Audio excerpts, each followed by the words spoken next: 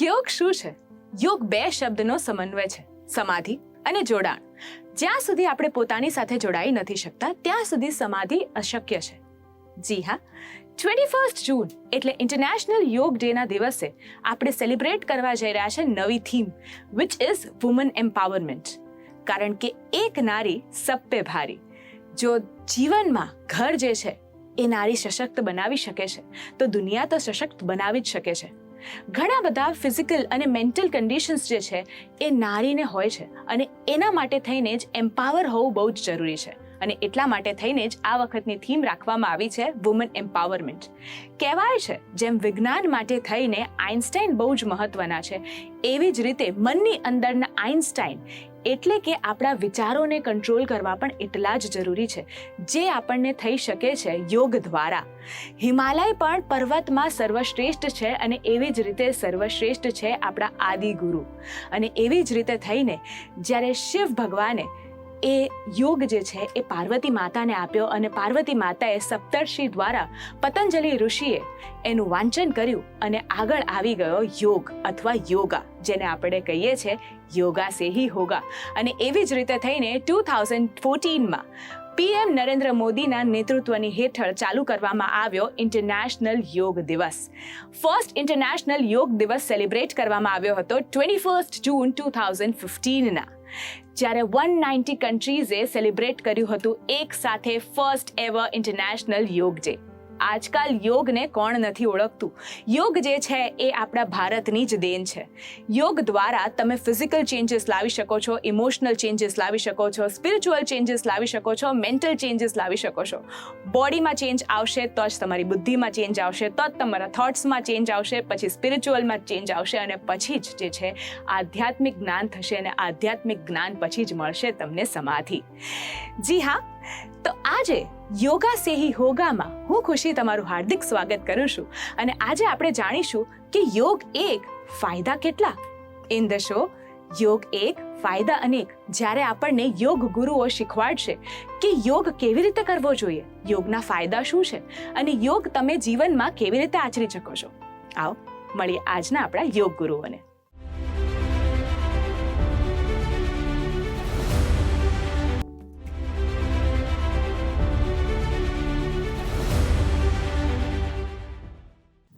જ્યારે ઇન્ટરનેશનલ યોગ દિવસની વાત આવે છે ત્યારે યોગાનો ઇમ્પોર્ટન્સ આપણને સૌને સમજાય છે, પણ એના સિવાય શું દરેકે દરેક દિવસ જે છે એ યોગ ડે તો મનાવવો જ જોઈએ. કારણ કે યોગ જે છે એ આપણા માટે માત્ર ફિઝિકલ જ નહીં, મેન્ટલ, એના સિવાય પણ સ્પિરિચ્યુઅલ રીતે પણ બહુ જ ઇમ્પોર્ટન્સ ધરાવે છે. અને એટલા માટે થઈને જ આજે આપણે યોગ એક ફાયદા અનેકમાં 3 યોગ ગુરુઓને મળવાના છીએ. તો yes sir, yes ma'am and yes ma'am, we welcome you all on behalf of the whole team. તો જ્યારે ઇન્ટરનેશનલ યોગ ડે આવે છે ત્યારે ઘણી બધી વાતો આવે છે, ત્યારે જ એ વખતે જ આપણને જે યોગનું મહત્વ હોય છે એ સમજાય છે. પણ એના સિવાય પણ યોગનું જે મહત્વ રહ્યું છે આપણા જીવનમાં એ બહુ રહ્યું છે. એટલે એવરી ડે જ્યારે આપણે બહાર જઈએ છીએ આપણે ફક્ત એવું માનતા હોઈએ છીએ કે યોગ એટલે ફક્ત આસન. તો મારો પ્રથમ પ્રશ્ન એ છે કે યોગ એટલે શું ફક્ત આસન, કે પછી યોગ જે છે અને જે જીમ છે એ બંનેમાં તફાવત કેટલો છે? કારણ કે આપણે જ્યારે વાત કરીએ બોડી બિલ્ડિંગની કે વેટ લોસની તો ત્યારે આપણને હંમેશા એવું થાય છે કે આપણે ઇઝી ટુ ગો રીતો આપણે કરતા હોઈએ છીએ. આજકાલ ઇન્ટરમિટન્ટ ફાસ્ટિંગ બહુ જ કોમન વર્ડ યુઝ થવા માંડ્યો છે ડાયટ માટે થઈને, કે ડાયટ લોકો જે ક્રેશ ડાયટિંગ લોકો ફોલો કરતા હોય છે. પણ શું એ એટલું જરૂરી છે કે યોગ દ્વારા પણ આ બધું જ આપણે પ્રાપ્તિ કરી શકીએ છીએ? नमस्ते. નમસ્તે. योग दिवस जिसको कहते हैं ये अवेयरनेस के लिए रखा है.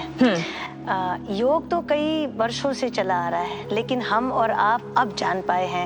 तो जो क्वेश्चन है कि योग क्या सिर्फ आसन है, पहले उस बात को बताते हैं कि महर्षि पतंजलि ने कई वर्षों पूर्व कहा कि 8 अंग हैं योग के, सिर्फ आसन योग नहीं है. तो वो 8 अंगों को हम डिटेल में बाद में जानेंगे, लेकिन उन 8 अंगों से होते हुए योग पूरा होता है. तो आसन उसका एक अंग है, मात्र एक अंग है. दूसरी बात आपने पूछी कि जिम, तो जिम में जो लोग करते हैं, जिम और योग में फ़र्क क्या है? तो जिम में जो प्रैक्टिसेस हैं वो एक्सरसाइज हैं, वो बॉडी बिल्डिंग के लिए हैं या वेट लॉस के लिए। योग में आपको बॉडी बिल्डिंग ऑटोमेटिक होती है, वेट लॉस ऑटोमेटिक होता है, लेकिन योग की जो प्रैक्टिसेस हैं, जो आसन हैं, उनको ब्रीदिंग के साथ किया जाता है। तो अब क्या बात है कि अगर आप जिम भी जा रहे हो तो अगर आप जो भी प्रैक्टिस कर रहे हो उसमें आप अगर प्रैक्टिसेस के साथ ब्रीदिंग को जोड़ दो तो वही बॉडी बिल्डिंग योग का फॉर्म ले लेगा। तो योग के जो 8 अंग हैं, उन 8 अंगों से होते हुए व्यक्ति की मानसिक, शारीरिक और व्यवहारिक और सामाजिक सभी स्वास्थ्य को ठीक करने के लिए योग है और ये बहुत ज़रूरी है। ઓકે, સો મેમ સેમ ક્વેશ્ચન તમને કે અત્યારમાં જો આપણે હાલની આપણે વાત કરીએ તો ઘણા બધા લોકો જે છે એ પ્રમોટ કરતા ગયા છે યોગને, પણ અત્યારમાં કેવી રીતે યોગ જે છે એ લોકો સુધી વધારે ને વધારે પહોંચાડી શકાય છે? નમસ્કાર. અત્યારે એ રીતે આપણે પહોંચાડી શકીએ કે અત્યારના ગુજરાત યોગ બોર્ડે એવી રીતે લોકોને તૈયાર કર્યા છે, યોગ કોચ તૈયાર કર્યા છે. એના પછી યોગ કોચો એ લોકો શું કરે છે, યોગ ટ્રેનરને, અને એ જે યોગ ટ્રેનર છે એ દરેક સોસાયટીએ જાય છે, ત્યાં યોગ કક્ષાઓ એ લોકો નિઃશુલ્ક ચલાવે છે. આ જ રીતે ઘર ઘર સુધી પહોંચ્યો જ છે. અને ગુજરાત યોગ બોર્ડના ચેરમેનનું પણ સ્વપ્ન છે કે 1 લાખ ટ્રેનરો તૈયાર કરવાનું છે એમનું, અને એના જ પંથમાં, એના જ માર્ગમાં અમે લોકો આગળ વધી રહ્યા છે. અને અમે ડોર ટુ ડોર યોગનું મહત્ત્વ સમજાવતા રહ્યા છીએ અને લોકોના નિઃશુલ્કપણે આ સેવા અમે આપતા રહ્યા છીએ, અને આ રીતે અમે લોકો ફેલાવો કરી રહ્યા છીએ. ઓકે, તો સર નમસ્તે. અને તમને પણ એ જ ક્વેશ્ચન હું પૂછવા માંગીશ કે માનવ જાતિ માટે યોગનું શું મહત્વ રહ્યું છે? નમસ્તે, સાદર પ્રણામ. માનવ જાતિ માટે, માનવતા માટે યોગ તો આપણી ઋષિ પરંપરાથી ત્યાંથી આ યોગ આગળથી જે ભારતની દેન છે, એ બધા કન્ટ્રીની અંદર ભારત એવો છે કે જેને ઋષિ મુનિએ આપણો યોગ જગાવ્યો છે. અને ખાસ કે માનવતા માટે, તો માનવતા માટે શારીરિક, માનસિક અને આધ્યાત્મિક લેવલે યોગ ખૂબ જ ઉચ્ચ લેવલે કામ કરે છે. યોગથી શરીરની અંદર, મનની અંદર અને આધ્યાત્મિકતા લેવલ માટે ખૂબ જ વર્કેબલ એ યોગ છે. અને માનવ જાતિ માટે એની અંદર જે અંગો છે કે ભાઈ અહિંસા, સત્ય, અસ્તેય, એ મારામારી, એ જો એના અંગો જાણે, એના અનુભવે એનાથી, તો એ માનવતા માટે કલ્યાણનો માર્ગ છે. એટલે સમત્વમ યોગ ઉચ્ચતે. ભગવાન કૃષ્ણ પણ કીધું છે કે સંતાનો ભાવ રાખો તો માનવતા માટે બેસ્ટ છે. કોઈ દુઃખની લાગણી, કોઈ સુખની લાગણી, આનંદની લાગણી, અતિરોક્ત નહીં થવું, મધ્યમ માર્ગ અપનાવો. તો એક ભારત વસુદેવ કુટુંબ, એક વિશ્વ મારું એક કુટુંબ છે. તો યોગ એ માનવતા માટે ખૂબ જ ઉપયોગી છે. યોગ એટલે દરેકને જોડવું. તો જોડવા માટે, માનવતા માટે પણ યોગથી જ શરૂઆત થાય છે. બહુ જ સરસ રીતે વાત કીધી છે કે માનવતાની શરૂઆત પણ યોગથી જ થાય છે. તો હવે યોગનું મહત્વ આપણે સૌ જ જાણતા હોઈએ છે, પણ સ્ટીલ જેમ સરે પણ બહુ જ સુંદર રીતે કીધું કે પતંજલિ યોગમાં પણ કહેવામાં આવ્યું છે અને ભગવદ્ ગીતામાં પણ કહેવામાં આવ્યું છે. તો નિર્જાજી, મારો પ્રશ્ન એ જ છે કે બંનેની જે ડેફિનેશન છે એમાં શું તફાવત રહ્યો છે? महर्षि पतंजलि ने राजयोग दिया है. अब जब हम बात करते हैं योग की, तो योग के कई प्रकार हैं. तो महर्षि पतंजलि की बात करेंगे तो उन्होंने अष्टांग योग के द्वारा राजयोग की प्राप्ति बताई है. राजयोग यानी सीधा ही ऋषि मुनि बैठते हैं ध्यान में और समाधि को प्राप्त हो जाते हैं, जो कि एक तरीके से निवृत्ति मार्ग कह सकते हैं, जिसको कह सकते हैं कि सीधी ही समाधि के लिए वो तप कर रहे हैं. तो उन्होंने अष्टांग योग के द्वारा बताया कि राजयोग को कैसे प्राप्त किया जाता है. अब जब बात करते हैं भगवद गीता की, तो भगवान श्री कृष्ण बहुत बड़े मनोवैज्ञानिक रहे हैं. उन्होंने भगवद गीता के द्वारा श्री कृष्ण की मनोवैज्ञानिक यानी उनके साइकोलॉजिकल पर्सपेक्टिव पे काम किया है. क्योंकि जब वो कह रहे हैं कि हमसे नहीं होगा और हम नहीं लड़ाई कर पाएंगे, तब उनकी साइकोलॉजी उनकी डिसाइड करते हैं. और वो जो भगवद गीता उन्होंने बताई है, भगवान ने 4 तरीके के योग बताए हैं. तो जो गीता जी हैं पूरा योग का ग्रंथ है. उन्होंने कहा कि कर्म योग, ज्ञान योग, भक्ति योग और ध्यान योग, इन योग के द्वारा इसमें से कोई भी योग तुम अपना लो। तो उसमें कई सारी परिभाषाएं दी हैं, जिसमें सर ने कहा कि समत्वम योग उच्यते, तो उन्होंने भी बाद में यही कहा, एक बिल्कुल अलग नहीं है। महर्षि पतंजलि भी कह रहे हैं कि चित्त की वृत्तियों का निरोध करो और समान हो जाओ। ये कह रहे हैं कि समत्वम योग उच्यते, कि हे अर्जुन तू सम हो जा, कि ना तू अच्छा ना बुरा दोनों मत सोच, तेरा धर्म जो है वो अपना कर्म कर और उस कर्म के द्वारा आगे बढ़ और समान हो जा। समान होने से क्या होगा? समान होने से तो योगी की भांति संसार में रहेगा और संसार में संसारी की भांति तो लोगों को हेल्प करेगा और योगी की भांति जिएगा। तो कहते ये कैसे हो सकता है? तो वो भी वही कार्य बताते हैं, वो भी यही कहते हैं कि तुम प्राणायाम करो, श्वास की प्रक्रिया करो, जो महर्षि पतंजलि बताते हैं। चित्त की वृत्तियों को निरोध करके सम कर रहे हैं और ये कर्म योग और ध्यान योग के द्वारा सम कर रहे हैं। दोनों चीज़ें बिल्कुल अलग नहीं हैं, दोनों के थोड़े थोड़े रास्ते कहीं कहीं जाते हैं, लेकिन मिलते एक ही जगह पर है। बहुत बढ़िયા વાત બોલી है મેમ। હું હવે તમને એ પૂછવા માંગીશ કે અત્યારમાં કયા જે યોગ આસનો છે એ ચલણમાં છે અને 8 અંગ કયા છે? હા, અત્યારના અષ્ટાંગ યોગની અંદર જોઈએ યમ, નિયમ, આસન, પ્રાણાયામ, પ્રત્યાહાર, ધારણા, ધ્યાન, સમાધિ, આ 8 અંગો છે। અને જે હવે આસનની વાત આવી, આસન એટલે સ્થિર સુખમ આસન, તમે જે આસનમાં બેઠા છો એ જ અનુકૂળ આસન છે। અને અનુકૂળ આસનમાં બેસો, આસન એટલે એવું નહીં કે કોઈ આસન તમારે પાથરીને બેસવાનું છે। હવે આપણે જોઈએ કે રોગ અને એ અનુસાર આસન બરાબર છે।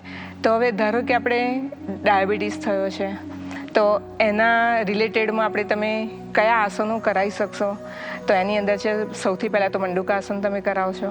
મંડુકાસન બરાબર બ્રીથિંગ સાથે તમે કરાવો, બરાબર બહાર એને રોકાવડાવો, પેનક્રિયાસ ગ્રંથિ સક્રિય બને છે, એનામાંથી ઇન્સ્યુલિનનો સ્ત્રાવ થાય, ઇન્સ્યુલિનનો સ્ત્રાવ થવાથી એને અટકાવી શકાય ડાયાબિટીસ। એ પછી તમે વક્રાસન છે, જાનુશીરાસન છે, ગૌમુખાસન છે, આવી રીતે અલગ અલગ વસ્તુ કરી શકાય। પછી અત્યારે એક બીજો પ્રોબ્લેમ ગાયનેક બની રહ્યો છે ઓવર લેડીની અંદર, જે અત્યારના ફાસ્ટ લાઈફ છે, તો પીસીઓડી છે।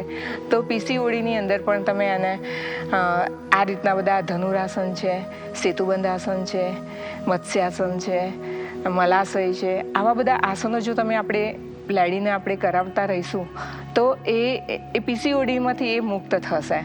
એ પછી ઘણા બધા એવા આસનો છે કે જે તમારે હવે પ્રાણાયામની હું વાત કરું તો પ્રાણાયામ ઉપર અમે લોકો પણ થોડુંક રિસર્ચ કરેલું છે કે અનુલોમ વિલોમ પ્રાણાયામ અમે લોકો નાના બચ્ચાઓને કરાવડાવીએ છીએ, તો એના જે ચશ્માના નંબરો છે ને એ દૂર થયા છે, ખરતા વાળ પણ અટક્યા છે। તો ખરતા વાળ અટકાવવા માટે પાછું બીજું પણ અમે લોકો અત્યારના એક હાલ કરાવી રહ્યા છે કે શશાંકાસન, ભૂનમનાસન, સર્વાંગાસન, શીર્ષાસન, આ બધા આસનો દ્વારા અમે લોકોને સરળતાથી અને એવી રીતે માર્ગદર્શન આપીએ છીએ કે લોકો ક્લાસ ભરવા માટે પણ ટાઈમ જોઈને રહ્યા હોય છે કે હમણાં ક્લાસમાં જવાનો સમય થયો હશે, એમ આવી રીતે લેડી પણ 1 કલાક એમના માટે એટલો પણ ફાળવે છે। તો એનું જોઈને પણ મને ગર્વ થાય છે કે લેડી પણ હવે અવેરનેસ કરતા શીખી છે કે મારે જવું જોઈએ એમ।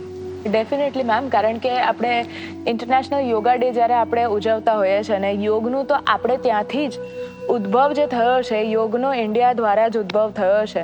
અને સર્ટેનલી અત્યારમાં જો આપણે વાત કરીએ તો યોગને પણ આજકાલ આપણે એક નવા વર્ડ સાથે ઓળખતા હોઈએ છીએ। આપણે હંમેશા એને યોગા કહીએ છીએ, યોગને આપણે યોગા બની ગયું છે। અને એવી જ રીતે થઈને પ્રવૃત્તિ માર્ગ અને નિવૃત્તિ માર્ગ યોગ દ્વારા કેવી રીતે સમજાવી શકાય છે, એ મારો પ્રશ્ન છે સર। યોગની અંદર તો પ્રવૃત્તિ માર્ગ અને નિવૃત્તિ માર્ગ આ ઉચ્ચ લેવલની જ્યારે વાત છે ત્યારે તો યોગના અલગ અલગ ઋષિઓનું વર્ણન કરેલું છે। તો જે પ્રવૃત્તિ માર્ગ છે તો એની અંદર યોગથી સક્રિયતા, તમારી અંદર સકારાત્મકતા, તમારી અંદર સત્વગુણનો વિકાસ, તમારી અંદર કલેશનો નિરોધ, વૃત્તિઓનો નિરોધ, એ બધું આવતા એ તમારે જ્યારે યોગની અંદર પ્રાણાયામથી તમે આસનથી માંડીને શરીરની દ્રઢતાથી માંડી અને પ્રાણાયામથી દરેકને પ્રત્યારથી માંડીને ધ્યાન લાગે છે ત્યારે એક ઉર્જા તમારી ઉત્પન્ન થાય છે અને એ ઉર્જાથી તમારી સકારાત્મક એક શરીરની અંદર ઉર્જા થાય છે। તો એના દ્વારા સમાજની અંદર જો સક્રિયતા આવે, સત્વ ગુણ તમારી અંદર આવતો, સમાજની અંદર ભલાઈ કરવાની, સારું કરવાની, ઉચ્ચ લેવલ વસુદેવ કુટુંબ એવી ભાવના તમારે જાગે છે. જ્યારે નિવૃત્તિ માર્ગ એવો છે કે તમારે હઠ પ્રતિપેક્ષાની અંદર એવું કહ્યું છે કે જે જનસંગ પરિત્યાગ, યાને કે બાધક તત્વ, લોકોથી વિમુખ થઈ અને તમે તમારી ઇન્દ્રિયોને કંટ્રોલ કરો. જેમ શું આજે કાચબો છે પોતાના અંગોને અંદર તરફ વાળે છે, તો આપણી ઇન્દ્રિયો અંદર તરફ વાળી અને અંદરની ઇન્ટરનલ ઉર્જા તમારે એમ કહેવાય છે કે કુંડલીની શક્તિ ત્યાં પડી છે અને શિશુના નાડી દ્વારા પ્રવાહિત થાય છે. 7 ચક્રોનું વિભેદન કરતા એ ઉચ્ચ લેવલે પહોંચે છે. ખેંચણી મુદ્રા દ્વારા પણ એ ક્રિએટ થાય છે. તો આ ઇન્દ્રિયોથી વિરાગ થવું, આ શક્તિથી દૂર થવું, દરેકથી દૂર થવું અને સત્યનું જ્ઞાન પ્રાપ્ત કરવું. તો સત્યનું જ્ઞાન પ્રાપ્ત થાય ત્યારે તમને નિવૃત્તિનો માર્ગ, ત્યારે એ તમને બાહ્ય ચારે બાજુ પરમાનંદ, આનંદ સ્વરૂપ, સચ્ચિદાનંદ સ્વરૂપની એ ભાવના તમારે જાગે. આ દુનિયા નિર્થક છે, સત્ય એ જ છે જે સાચી વિદ્યાનું તમે સત્ય જ્ઞાન કરાવે છે, એ નિવૃત્તિ માર્ગ છે. ઓકે, એટલે આપણને પ્રવૃત્તિ માર્ગ અને નિવૃત્તિ માર્ગ માટે થઈને તો આપણને ખબર પડી ગઈ કે પ્રવૃત્તિ માર્ગ અને નિવૃત્તિ માર્ગ શું હોય છે. નિર્જાજી, હવે મારે એ પૂછવું છે કે જેમ જીમમાં એવું હોય છે ને કે 1 મહિનાની અંદર આટલું વેટ લોસ કરી દેશે તો લોકો તરત જ પૈસા ભરી દે કે 1 મહિનાની અંદર વેટ લોસ થઈ જશે, કે 1 મહિનાની અંદર તમારા સ્કિન પર ગ્લો આવી જશે. તો આજકાલ બહુ જ બધું કોમન છે કે કઈ હાઇડ્રા ફેશિયલ કરાવડાવી દો. પણ જ્યારે આપણે મેડિટેશનની વાત કરતા હોઈએ છીએ ત્યારે તમને એ જ આસનો દ્વારા તમારું વેટ લોસ થાય છે. તમે જ્યારે એટલે ફિઝિકલ તમારી બેલેન્સ થઈ જાય છે, એની સાથે સાથે તમે ઇમોશનલી બેલેન્સ થઈ જાઓ છો, કારણ કે તમને ક્લેરિટી મળે છે. અને એની જ સાથે સાથે તમે સ્પિરિચ્યુઅલ, જ્યારે તમે ઓમકાર કરો છો ત્યારે સ્પિરિચ્યુઅલ લેવલ પર પણ તમે આગળ પહોંચો છો. હવે મારે પૂછવું એ છે કે આ બધું જ કરતા કરતા કેટલો સમય લાગે? આપણને કેવું લાગે કે જીમમાં આપણને ખબર છે કે 1 મહિનાની અંદર વેટ લોસ થઈ જશે, પણ એ પણ ખબર છે કે પાછું વધી પણ જશે. પણ મેડિટેશનનો જો માર્ગ કોઈને અપનાવવો હોય તો એ કેટલો સમય લાગે છે એ સ્ટેટ પ્રાપ્ત કરવા માટે? देखिए, वेट लॉस की बात करते हैं तो हम अपना भी शेयर कर देते हैं कि जब हम सेशन लेते हैं वुमेन्स के लिए, हम वुमेन्स पे ज़्यादा काम कर रहे हैं, तो अब बात करते हैं मेडिटेशन की. तो अगर आपको मेडिटेशन अचीव करना है तो वेट तो पहली सीढ़ी है जो आपको काटना पड़ेगा, क्योंकि आप भारी वजन लेकर, भारी पेट लेकर बैठ ही नहीं सकोगे. मेडिटेशन में तो आपको चित्त वृत्तियाँ तो बाद में, पहले शरीर की तो वृत्तियाँ निकालें. तो पहले आता है कि आप अपने शरीर को प्योर करो. इसीलिए एक करके हम आपको बताते हैं कि यम और नियम की बात कही. जैसे महर्षि पतंजलि ने कहा कि 3 तरीके के साधक हैं. उनको 5000 साल पहले पता था कि कलयुग में साधकों की क्या गति होगी. उन्होंने कहा 3 तरीके के साधक हैं. एक है जो उच्च लेवल का साधक, जो सीधा ही बैठा, धारणा भी नहीं करी, सीधा ही ध्यान लगाया और समाधि जैसे निवृत्ति मार्ग का कि उस परम तत्व को प्राप्त कर लिया. दूसरा मध्यम लेवल का साधक है, जो पहले जन्म में कुछ करके आया है, थोड़ा बहुत कुछ मिल गया है और उस कहीं से शुरुआत की और बढ़ने लगा. एक हमारे जैसा साधक होता है जिसको कुछ नहीं पता था 12 साल पहले, जो बिल्कुल निम्न लेवल का साधक है. वो यम नियम से शुरुआत करे. यानी क्या? उन्होंने कहा सत्य अहिंसा अस्ते, कि सत्य बोलो, झूठ मत बोलो, अहिंसा करो, किसी से हिंसा मत करो. ये सब क्या है? ये सब आपकी बॉडी की प्यूरिफिकेशन की चीज़ें हैं. आपका माइंड प्यूरिफाई होगा. कि झूठ बोलने से क्या, एक झूठ आप बोलते हो तो आपको याद रखना पड़ता है. हाँ. तो कितना माइंड को आप एजिटेट करते हो. तो आपको सत्य बोलने को क्यों कहा? कि आपको बस सिंपल है, बोल दिया, बात खत्म हो गई. आपको कुछ याद नहीं रखना है, ना ही उसको टेंशन लेना है. तो इससे आपका क्या हो रहा है? साइकिक लेवल क्लियर हो रहा है, प्योरीफाई हो रहा है. तो सत्य बोलना कोई ऐसा नहीं है कि कोई मतलब बड़ी बात है, पर सत्य बोलने से आपका साइकिक लेवल आपका क्लियर, मनो लेवल है वो क्लियर हो जाता है. पंचकोश में से मनोमय कोश. तो इस तरह उन्होंने कहा कि यम नियम का कोई पालन कर ले. अब समाज में कैसे रहना है वो जान ले. उसके बाद कहा कि आसन से स्थिरता ले आए. अब आपने पूछा ना आसन से कितने दिन में वेट लॉस होगा, तो स्थिरता तो बाद में आएगी, पहले वेट लॉस होगा. देखिए, एक आसन का फिजिकल बेनिफिट है कि भाई आपके हाथ पैर ये मजबूत हो रहा है, वो मजबूत हो रहा है. स्पिरिचुअल बेनिफिट है कि आपकी किस नाड़ी पे, हर एक आसन, एक ही आसन को अगर कोई पा लेना तो वो बस इस दुनिया का रहेगा ही नहीं, रहेगा ही नहीं। तो वो एक एक आसन में इतनी शक्ति है।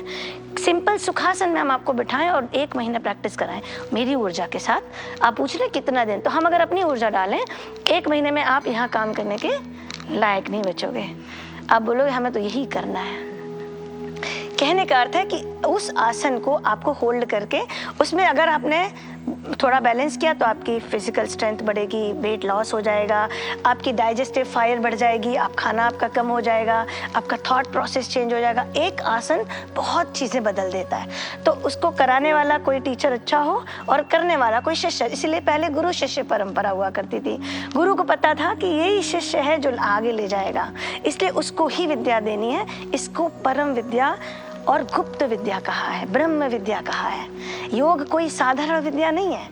लेकिन अब ये है कि अब पतंजलि मुनि को पता था कि सब बीमार लोग हैं, रोगी हैं, तो इनको जरूरत पड़ेगी, तो यम नियम दिए, आसन दिए, कहा चलो ठीक है तुम इस रास्ते से धीरे धीरे।